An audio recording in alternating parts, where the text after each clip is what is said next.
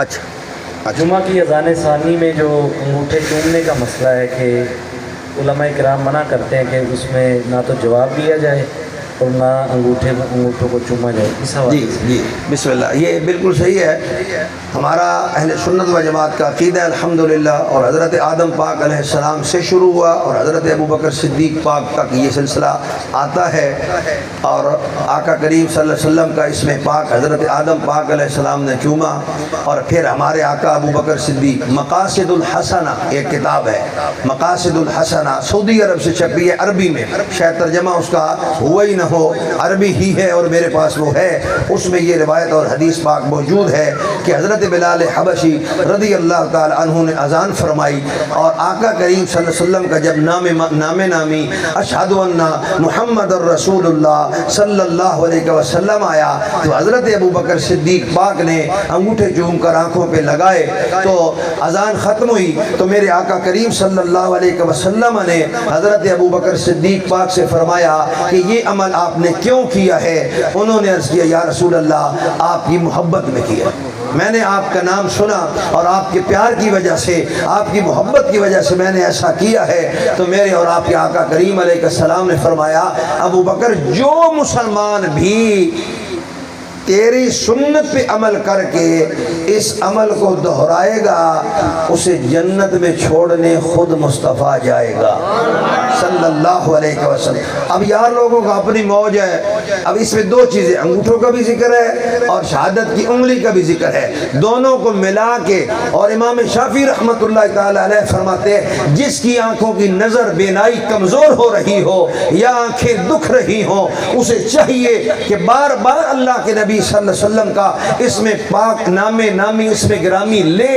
اور انگلی اور انگوٹھے دونوں کو لبوں سے لگا کر آنکھوں پہ لگائے، اللہ اس کی آنکھوں کو شفا عطا فرمائے گا۔ اب یہ اذان میں ہو، لیکن حضرت کا سوال ہے کہ جمعے کی دوسری اذان، تو اس کے لیے علماء کا یہی فتویٰ ہے کہ دوسری اذان کا جواب بھی نہ دیا جائے، دوسری اذان کے اندر انگوٹھے میں ہی نہ چومے جائیں، دوسری اذان کے بعد ہاتھ اٹھا کر دعا بھی نہ کی جائے، فتویٰ یہی ہے۔ لیکن تقویٰ اور عشق اور محبت یہی کہتا ہے، میں جو سمجھا ہوں کتابوں کے اندر یہ مسئلہ موجود ہے، لیکن میں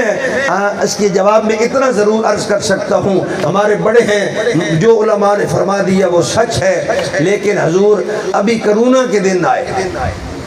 کرونا کے دن جب سال دو سال پہلے آئے تو لوگوں نے،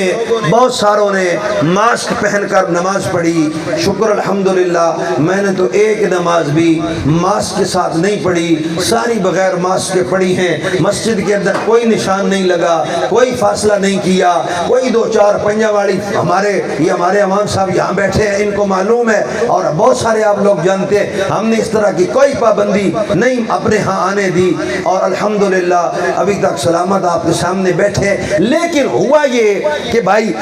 فاصلہ بھی کر دو،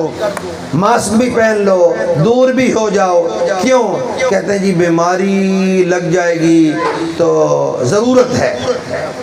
ہے اس بات کی، حالانکہ سب کتابوں کے اندر، سب فقہ کی کتابوں کے اندر نماز کے مکروہات تحریمی کے اندر یہ لکھا ہوا ہے کہ منہ کا یہ حصہ چھپا کر نماز پڑھنا مکروہ تحریمی ہے، اور مکروہ تحریمی والی نماز واجب الاعادہ، یعنی اس کیفیت میں کہ جس نماز میں مکروہ تحریمی واقعہ ہوا ہو اس نماز کو دوبارہ پڑھنا واجب ہے۔ لیکن کرونا کے دنوں میں مولویوں نے بھی، پیروں نے بھی، امیروں نے بھی ماسک پہن کر نمازیں پڑھی ہیں، دوبارہ کسی نے لوٹائی تو نہیں ہے۔ ان سے پوچھے بھائی کیوں؟ کہتے ہیں جی بیماری سے بچنے کے لیے ہم نے مکروہ تحریمی کو چھوڑ دیا۔ بھائی مکروہ تحریمی کو جب تم نے جو شے مکروہ تحریمی تھی اس کو ختم کر کے تو تم نے جناب منہ کو چھپا کر قریب الحرام جو عمل تھا وہ کیا تو نماز ہوئی کہ کوئی نہیں؟ کہتے ہیں جی ہو گئی۔ ہم کہتے ہیں حضور جمعے کی پہلی اذان ہو دوسری اذان ہو انگوٹھے کیوں چومتے ہو؟ او جی حضور کی محبت میں۔ ہم کہتے ہیں کرونا تو ڈر کو منہ چھپا لے جے، حضور کے نام پہ انگوٹھے چومتے رہو، اس میں تو رب نے شفا رکھی۔